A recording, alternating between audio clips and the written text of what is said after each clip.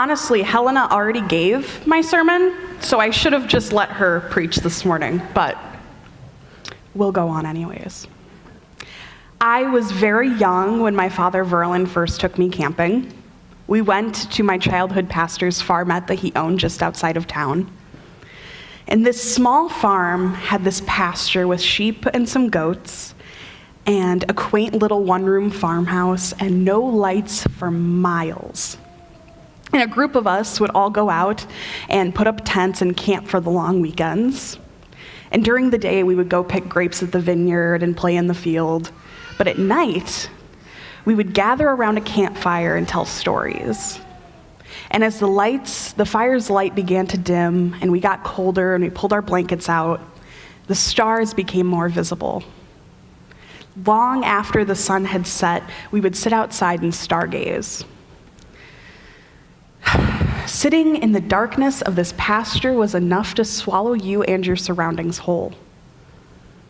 The stars acted like spotlights for us, though. If it weren't for these bright lights, these bright stars shining down on us, I couldn't have seen the person sitting next to me. These lights would guide our way back to our tents at the end of the night when we got too tired to stay awake. Because of these camping trips, I grew up with a sense of wonder for what was in the stars. How were they shining so brightly? How far away were they? What does all of this mean? This sense of wonder is where I'd invite you to meet me today. In this sermon series, What is God Like?, Stephanie and I are inviting all of you into a time of childlike wonder. A time for all of us to hold our little flashlights up and get excited about sitting in a dark sanctuary. A time of thinking about who God is. A place of not having all the answers, but being comfortable enough to not have to go searching for them. Just wondering. Rachel Held Evans, a revered theologian, spent her young years trapped in a this or that theology. In a church that said God is this and God is that, and there is no room for in between. You are either good or you are not good. You are either clean or you are unclean. Working with kids, I know that this is not the way that kids learn. This does not resonate well with how kids imagine the world.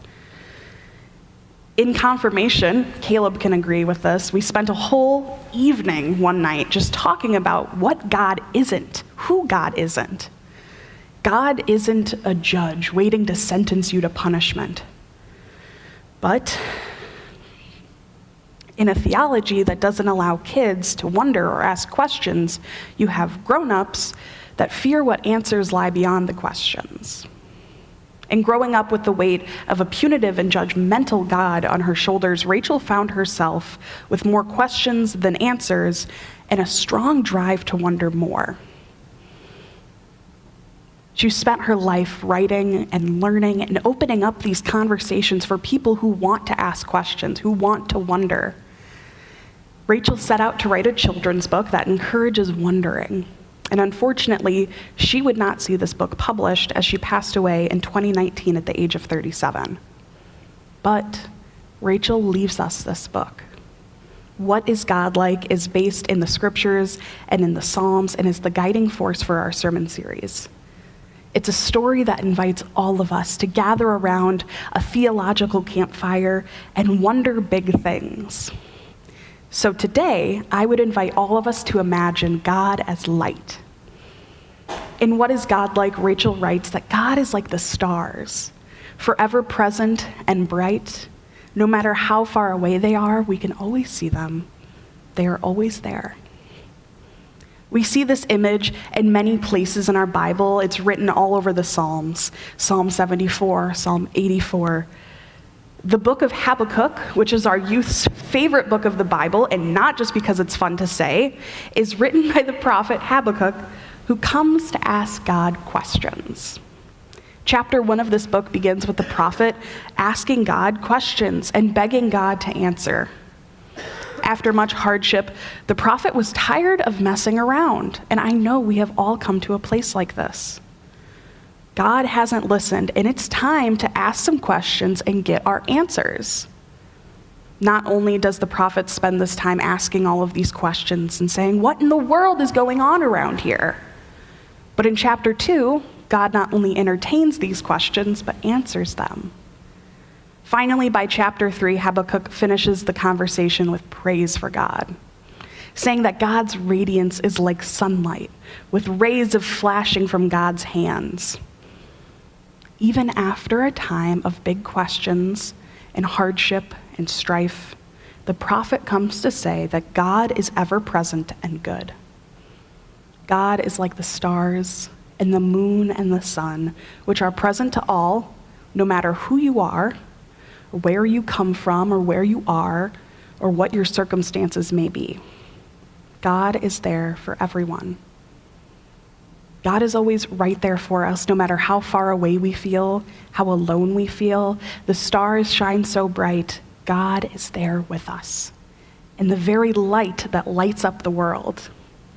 These verses from the Psalms fit together like puzzle pieces that create an image of our God, who is loving and caring, a God that is more grand and powerful and bright than I can describe for you. And yet, God has time for us in very personal and purposeful ways, in very intimate ways, like the flame of the candle. Warm and inviting, with God close by, you can look to the light and see through the darkest of nights. Our storybook goes on to say that God is like the flame of a candle. Psalm 119 says, "Your word is a lamp before my feet and a light unto my path." We're familiar with this. We're going to sing the hymn in a little bit.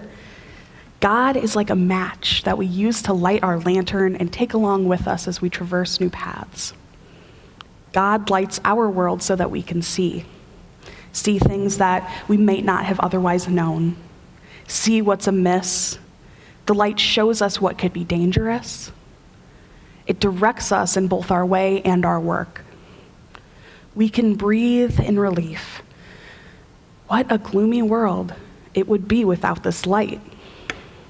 Psalm 18 says, "You are the one who lights my lamp. The Lord my God illumines my darkness.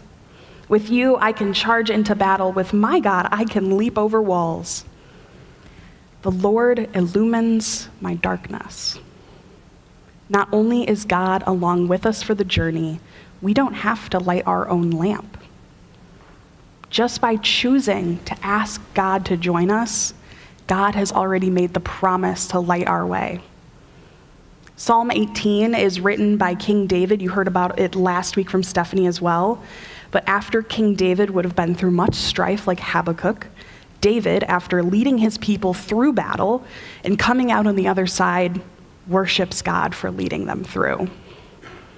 After difficult days, David still finds the courage to say, "God, you are good." And David is not pretending or putting on a show to look good in the psalm. He's not saying, "I always knew God would make it work, it's fine." But what he does say earlier in the psalm is, "Death's cords were wrapped around me. Rivers of wickedness terrified me. The cords of the grave surrounded me. Death's trap held me tight. In my distress, I cried out for the Lord. I cried out for my God to help." That does not sound like someone who is going to say, "I always knew it would work out." But God still gave him light to carry along his journey. The flame of a candle brings light and safety and security. And candles bring this warm, inviting light into a space. Some of my favorite nights at home are nights that I can get cozy on my couch with my book or my sewing materials and light a candle. It makes me feel safe and protected. The presence of this light reminds me that I can breathe a sigh of relief. A day of work is done. I have done what I can. And the rest is not up to me. I don't have that kind of control. The rest is up to God. I have done what I can. Each Sunday, we have someone carry the accolade stick and carry our candle or light into service. And at the end, we carry it out. There's a reason we do this. There's a reason it's ingrained in our worship time together. It signifies that we are bringing the Lord into this place, allowing God to illuminate our space and inviting God to be present with us. The presence of the light is a symbol of Jesus coming in and being present with our worshiping community. At the end of service, the light is then carried out, and it's a sign that the light is carried into the world, that Jesus is for all people, and that Christ goes with his people into the world to serve as his living body. Lighting a candle and trusting it to give light and provide security and safety, and asking God to be with us, that's intimate and personal. That is intentional. God is purposeful and personal in being with us. God is grand and bigger and brighter than the mountains in the light of the sun and of the stars.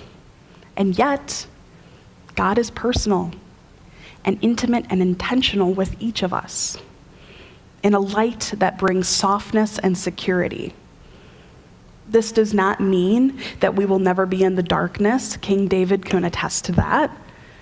Or that we will ever know exactly where to go. But we can rest assured that God will be there with us in the smallest of flames or in the brightest of stars. Jesus preached to his disciples this message in Matthew 5. You are the light of the world. A city on top of a hill cannot be hidden. Neither do people light a lamp and put it under a basket.